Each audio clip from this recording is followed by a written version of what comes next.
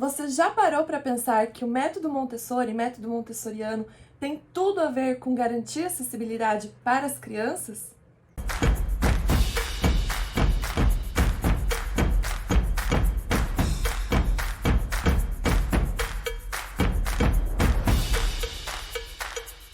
Oi, o meu nome é Carolina, podem me chamar de Carol. Eu sou arquiteta urbanista, trabalho com acessibilidade arquitetônica e no mês passado eu entreguei uma consultoria para uma brinquedoteca residencial, dentro da casa mesmo da cliente, e essa consultoria foi baseada no método Montessori. Mas antes de ir para o conteúdo propriamente dito, eu vou fazer minha audiodescrição. Eu sou uma mulher alta, branca e gorda. Tenho um cabelo num tom de castanho bem escuro, quase preto. Os meus olhos também são dessa cor. O meu rosto tem um formato oval. Eu tô usando uma blusa de manga curta, nos tons branco e azul. É uma estampa que lembra um pouco a estampa de girafa. E nas mangas, nos ombros, assim, tem um babadinho. Atrás de mim tem uma parede, num tom de amarelo bem clarinho, quase branco, com uma prateleira e um móvel na cor turquesa, um azul meio esverdeado. Tanto nessa prateleira quanto nesse móvel tem vários itens de decoração, de escritório, vasos de planta, enfim. E do meu lado direito tem uma porta de madeira, do meu lado esquerdo tem uma parede num tom esverdeado, com uma prateleira também esverdeada, cheia de livros. Hoje a nossa conversa com café, já tô com meu cafezinho gelado aqui hoje, vai ser sobre acessibilidade e o método Montessori. Pega aí o seu cafezinho, seu chá, suco, água, o que for, e vamos conversar sobre esses dois assuntos que têm tudo a ver. Apesar de eu não ser mãe, eu gosto muito de acompanhar esses assuntos relacionados à maternidade, à gestação e ao desenvolvimento infantil. Eu sou encantada, principalmente com a fase dos 2 até uns 6, 7 anos, que é quando a criança começa a entender que ela é um ser humano, que ela é um ser independente, que ela tem autonomia, que ela tem a possibilidade de fazer escolhas. E eu entendo que isso é o que torna essa fase tão desafiadora para os pais, para os professores, para todo mundo que convive com essa criança.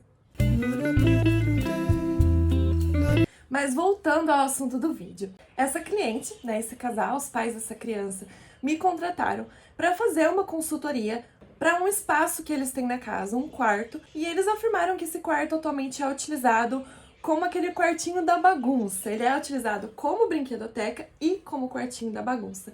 Mas que esses pais têm um desejo, uma vontade muito grande de que o quarto seja exclusivamente utilizado como brinquedoteca e que ele fosse baseado, a organização desse espaço fosse baseado no método Montessori. O pedido deles era que não fossem necessárias grandes intervenções, um grande investimento de dinheiro, que realmente o objetivo era organizar com o que já tinha em casa, talvez comprando um ou outro móvel, e tanto que foi por isso que eu sugeri a consultoria e não fazer um projeto arquitetônico completo para esse espaço. Mas para o final do vídeo eu vou contar um pouquinho sobre o resultado que nós tivemos com essa consultoria, eu vou mostrar um pouquinho dela para vocês, mas eu vou começar explicando o que é o método Montessori, para quem não conhece, para quem não tem contato com esse assunto.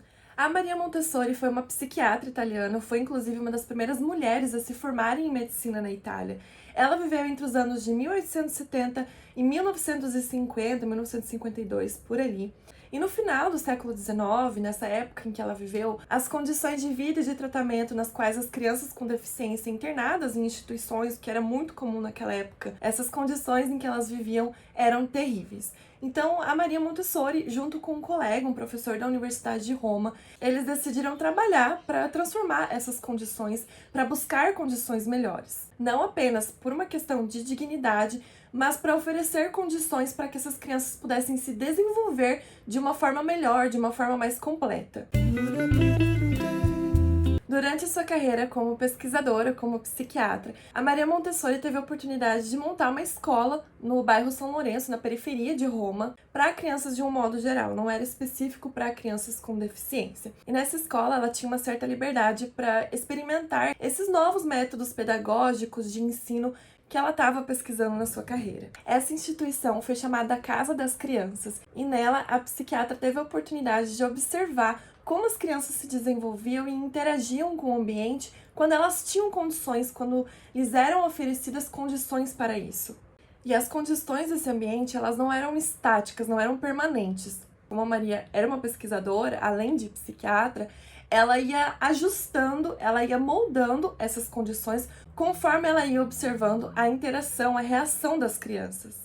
Como você pode deduzir, essa experiência deu muito certo. A Maria Montessori e sua equipe obtiveram diversos resultados com relação à interação ambiente-criança e que foi levando ela a desenvolver cada vez mais esses estudos. O método montessoriano, atualmente, ele é entendido como uma linha de pedagogia, uma linha pedagógica. Mas a sua possibilidade de aplicação não é apenas nas instituições de ensino, nas escolas infantis. O método montessoriano pode sim ser aplicado e, na minha opinião, ele deve ser aplicado em diversos espaços, principalmente aqueles em que o público é majoritariamente infantil. Algumas das convicções do método Montessori são a importância do movimento na primeira infância, a comunicação respeitosa, uma educação baseada no trabalho sensorial, então trabalhar com os sentidos da criança, e, é claro, dar a liberdade e autonomia para a criança explorar esse espaço com conforto e segurança. Para Maria Montessori, o desenvolvimento do ser humano ele acontece em fases que são chamados por ela de planos de desenvolvimento. Então, o primeiro plano seria ali da fase dos 0 aos 6 anos, o segundo plano dos 6 aos 12, o terceiro plano dos 12 aos 18 anos e ainda temos um quarto plano que seria dos 18 aos 24 anos. Então, não, o método Montessori não é só para as crianças pequenininhas ali naquela primeira fase. Ok, Carol, mas afinal de contas, qual que é a relação do método Montessori com a acessibilidade que você tanto fala? Lembram quando eu expliquei sobre os 3 pilares da acessibilidade em um outro vídeo, num dos primeiros vídeos do canal? A acessibilidade é o ato de tornar acessível. Para que isso ocorra, é preciso atender 3 pilares, vamos chamar assim. Então, segurança, conforto e autonomia. A pessoa precisa usar o ambiente ou objeto de uma forma segura, com conforto e sozinha, se assim desejar. Pois é, esses 3 pilares resumem exatamente algumas das convicções que a Maria Montessori concluiu. Então, fazendo a conexão entre os dois assuntos, o ambiente deve prover condições, deve possuir aspectos que permitam que a criança explore, aprenda e brinca com autonomia, com conforto e com segurança. Algumas das práticas montessorianas, como por exemplo, a mesa e a cadeira na altura da criança, a torre montessoriana que serve para a criança conseguir ter uma altura maior, né, com relação ali ao mobiliário, a instalação do espelho, das prateleiras de livro, até dos próprios organizadores de brinquedo numa altura mais próxima do chão, são exatamente o ato de você dar acesso, prover acessibilidade para a criança. E do mesmo jeito que uma pessoa com deficiência, um idoso, uma gestante, fica frustrado quando não consegue exercer a sua autonomia por conta da falta de acessibilidade, a criança também fica. Ah, Carol, mas a criança não tem noção nenhuma de perigo. Ela não tem noção que o fogo queima, que a faca corta, que ela pode sofrer uma queda, que se fechar a porta muito forte, bate no dedo e machuca. E realmente ela vai levar muitos anos para desenvolver essa noção de perigo. E é por isso que nós focamos muito no aspecto da segurança. Então eu vou dar autonomia, mas eu vou dar essa autonomia dentro de condições seguras. E não apenas com relação às condições do ambiente, mas com ter um adulto supervisionando, por exemplo. Porém, esse adulto, ele vai estar ali perto, ele vai estar ali orientando, né, cuidando e tudo mais. Mas ele não precisa necessariamente fazer pela criança. Eu não vou colocar a criança, por exemplo, aprender a cortar um alimento com uma faca super afiada. Eu vou dar ali, por exemplo, um brinquedo em que as frutas, os legumes, os alimentos são divididos em 2, 3 partes e essas partes são coladas com velcro. Eu vou colocar uma foto aqui de exemplo. E aí a criança utiliza uma faquinha de brinquedo, de madeira, geralmente ou algo similar, para cortar entre aspas, esse alimento, para cortar ali, simular o corte separando esse velcro. Então é ali que ela vai aprender a manusear, a posicionar a faca. E aí quando for a idade adequada, quando ela já tiver esse conhecimento, essa noção um pouquinho maior de perigo, ela vai passar para uma faca um pouquinho mais próxima de uma faca verdadeira, vamos dizer assim. Mas é ali com esse brinquedo, treinando, cortando, descobrindo como que funciona, que ela vai adquirir o conhecimento necessário, as habilidades necessárias para fazer isso mais tarde com uma faca afiada e um alimento de verdade. Outra atividade que se estimula muito no método Montessori é o se vestir sozinha, escolher as suas roupas, né, sozinha pelo menos. Então você não precisa fazer o armário inteiro dela na altura da criança. Claro que isso é muito legal, mas não é necessário. Você pode ter só uma arara infantil ou algum móvel feito com madeira, uma coisa bem simples, que seja possível pendurar ali 2, 3 peças de roupa, e aí ela escolhe a roupa que ela quer usar quando vocês vão sair. Todas essas situações nada mais é do que você prover acesso para a criança. Você prover o alcance visual, você prover o alcance manual. Então, sim, o método Montessori é garantir acessibilidade para a criança. E existem estratégias de acessibilidade que não são do método Montessori, que são realmente da área de acessibilidade, mas que estão diretamente conectadas. Por exemplo, o corrimão em 2 alturas. Uma criança, ali no finalzinho do primeiro plano de desenvolvimento, começando o segundo, né, nos 6, 7, 8 anos, ela provavelmente já consegue alcançar a parte mais baixa do corrimão de 2 alturas. A sinalização de um sanitário, por exemplo, você vai ensinando ali ao longo do tempo o que aquela plaquinha significa. Existem também os elementos da acessibilidade que são muito focados na questão da segurança. Então eu vou dar um exemplo aqui, que quando eu aprendi na faculdade, no curso de arquitetura, eu nunca mais consegui deixar de ver quando eu passo por algum lugar que tem um guarda-corpo. O guarda-corpo é uma proteção que a gente coloca quando tem, por exemplo, um desnível. Então eu tenho uma parte mais alta aqui, uma parte mais baixa aqui. Eu coloco uma proteção, que é o guarda-corpo, para não acontecer de ninguém cair nessa parte mais baixa, sofrer um acidente. Esse guarda-corpo, ele pode ser feito de diversas formas. Pode ser uma meia parede mesmo, uma mureta. Ele pode ser feito de vidro, ele pode ser feito de metal. O desenho desse guarda-corpo também pode ser feito de diversas formas. O que era muito comum fazer antigamente? Os elementos, vou colocar uma foto aqui para ficar um pouquinho mais fácil de entender. Os elementos serem na horizontal. Então, você tinha várias linhas assim no guarda-corpo. Mães, pais, responsáveis, tios, madrinhas, padrinhos, me contem, o que acontece quando você tem um guarda-corpo com várias linhas na horizontal? A criança escala. Aquilo ali é um convite, parece que grita para ela, pelo amor de Deus, venha me escalar. A criança vai subir.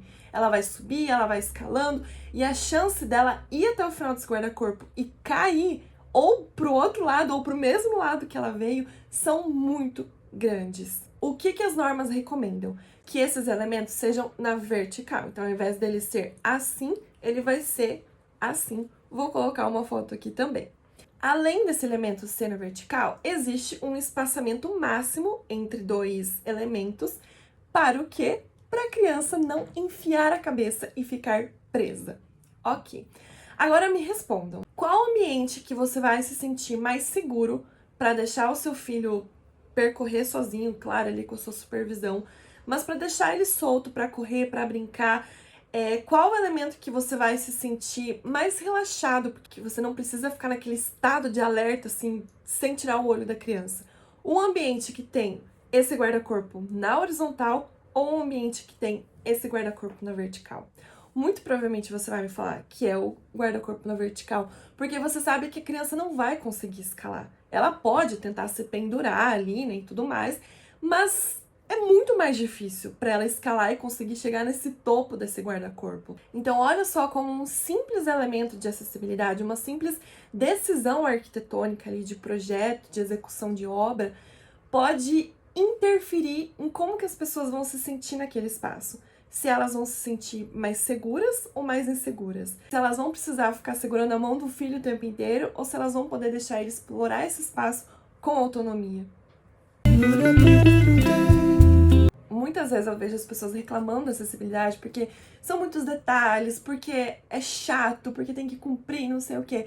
Mas quando a gente para pensar nos motivos por trás de cada item, por trás de cada recomendação ou até mesmo proibição, você vai entendendo que um espaço acessível, ele é bom para todo mundo. Imagina como seria a vida dos pais e mães responsáveis por crianças pequenas se a maior parte dos espaços fosse segura, não precisa ser necessariamente pensada para a criança, né? Não precisa necessariamente ter esse aspecto de uma decoração infantil, tudo pensado na criança, não.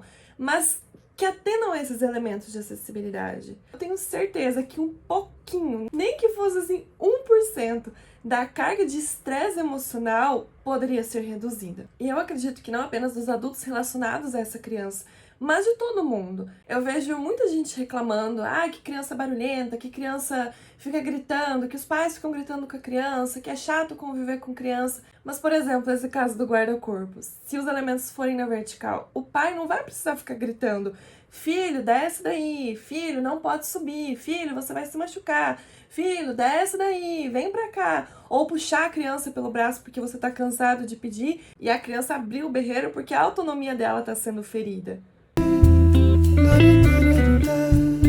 Enfim, o meu objetivo com esse vídeo era realmente mostrar a conexão direta que existe entre a acessibilidade e o método Montessori.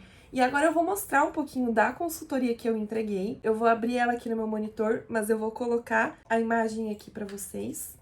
Então, eu comecei a consultoria retomando um pouquinho mais do que é o método Montessori, explicando que essa minha mini cliente favorita, com todo o respeito aos outros clientes, ela tá no primeiro plano de desenvolvimento, então ressaltando quais são os objetivos desse primeiro plano.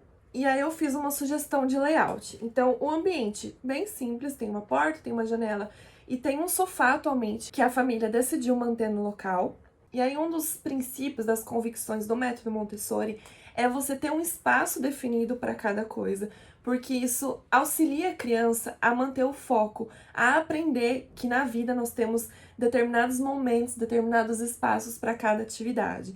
Então, nesse caso, nós teremos o desenvolvimento das atividades de habilidades, atividades artísticas em geral e um espaço de leitura.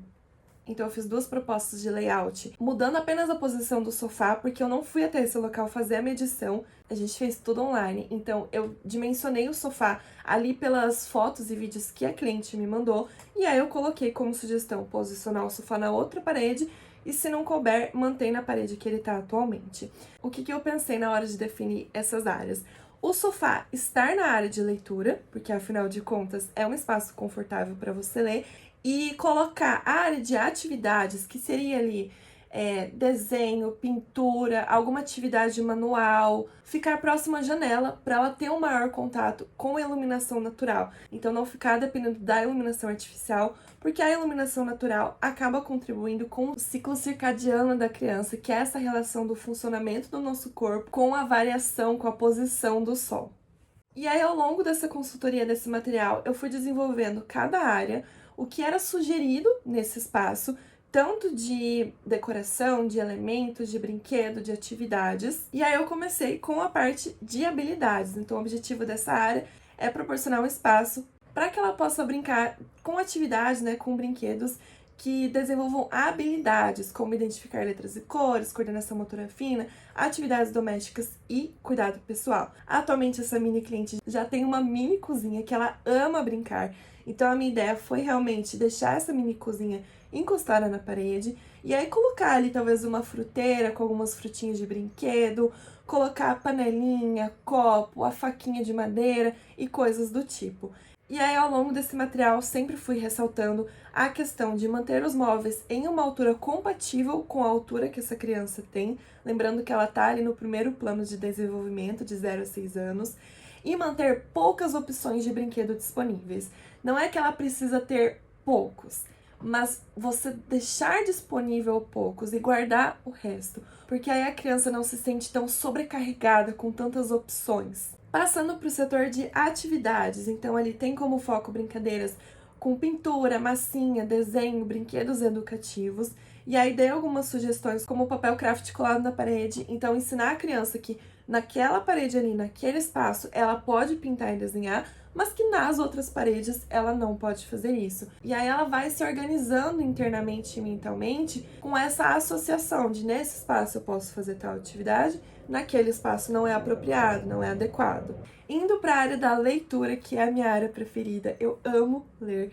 E aí eu coloquei ali que é essencial, pra gente adquirir conhecimento. Esse hábito da leitura, ele começa a ser construído na infância. Então, o importante para a criança é que os livros estejam num alcance visual e manual dela. Então, quando ela quiser, ela pode ir ali pegar esse livro para ler, escolher qual que ela lê e também ter um espaço confortável para ela fazer esse momento da leitura. Nessa consultoria, eu também sugeri a utilização de uma lâmpada do tipo Smart, que você conecta ela no aplicativo e você consegue configurar uma iluminação que vai variando ao longo do dia. Então, ela vai acompanhando o ciclo circadiano que eu comentei anteriormente. Também sugeri que a pintura fosse feita com cores neutras, cores claras, porque aí você consegue trazer esse colorido, trazer esse destaque nos brinquedos. Os brinquedos não precisam, e na minha opinião nem devem ser completamente neutros. E não, eu não sou uma arquiteta do tipo que só coloca cores neutras. Inclusive, se você já viu o projeto do Cyberspace que eu fiz, ele é muito colorido, ele tem muita cor. Mas como esse caso era seguindo o método Montessori e é dentro da casa, então a criança vai estar ali todos os dias brincando e ela vai brincar ali, por exemplo, em momentos antes de dormir, a minha proposta foi que realmente tivesse cores mais neutras e que o colorido viesse por meio dos brinquedos, para não superestimular essa criança. Então, por exemplo, o Cyberspace que eu projetei é um espaço que as crianças vão ocasionalmente, elas não vão estar ali o tempo inteiro. Mas eu confesso que se fosse pro meu filho, eu não sei se eu conseguiria manter cores neutras, porque eu amo cor, eu amo projeto colorido. Vai realmente depender de qual que é a dinâmica, de qual que é a sua preferência e de qual que é o objetivo para esse espaço. E aí, para finalizar, eu dei algumas indicações de lojas. Eu não tive experiências comprando nessas lojas, foi realmente uma busca de ver outras pessoas indicando. Na verdade, a única que eu já tive experiência foi a Moe, que forneceu o papel de parede do Cyberspace.